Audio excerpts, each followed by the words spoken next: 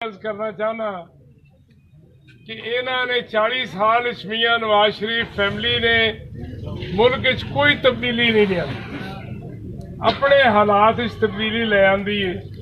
London घर बना लै, 2-2 4-4 एकड़ दियां हवेलियां बना लिया, ढा ढा के मकान उन्होंने कट्ठे करके। हालांकि लंदन की ये रवायत नहीं, उथे भी इन्होंने अयाशी दे समझ लो एक अड्डे बनाते, नमूने बनाते, पर लोग इस तरह करप्शन करके इतने सारा कुछ करते। हुण मैं तुहानू सारिआं नूं यही अर्ज करांगा कि बच जाओ, मियां नवाज शरीफ टोले तो बच जाओ। ये तुहाडी फौज नूं तबाह करना चाहता है, ये तुहाडे अदलिया नूं तबाह करना चाहता। फौज नूं बचाओ, मुल्क नूं बचाओ, पैसा बचाओ।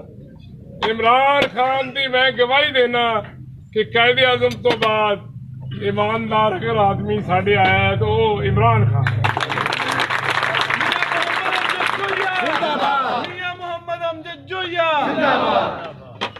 पैसे का उन्होंने बिल्कुल कोई लालच नहीं,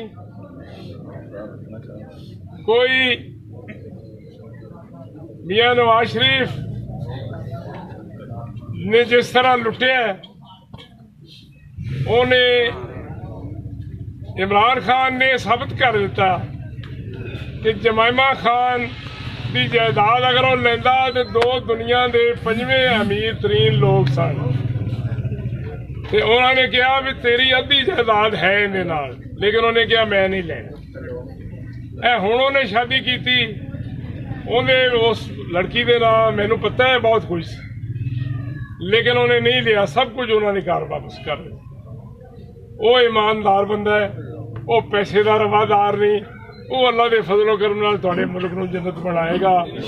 उनका दावा है कि इस मुल्क नूं मैं इस मुल्क च रोजी तलाश करन बाहरों लोग आएंगे, इतों नहीं लोग बाहर जाएंगे।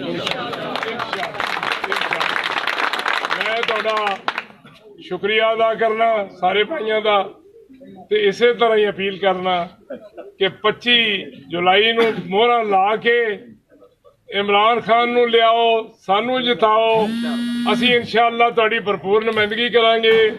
राणा तारी साहब कहते ने सड़क नहीं बनी, ये सड़क का भी मैं ठेका लेना भी मैं बनवा के दिया,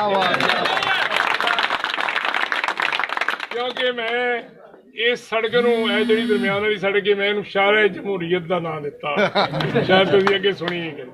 तुहाडे ज़ाती काम, तुहाडे जिहड़े जायज़ इज्तमाही काम ने, इनका भी इंशाअल्लाह जिम्मा लवांगे ते तुहाडे हर वेले तुहाडीआं नज़रां दे सामने भी रवांगे इंशाअल्लाह। मैं तुहाडा सारिआं दा शुक्रिया अदा करना। बड़ी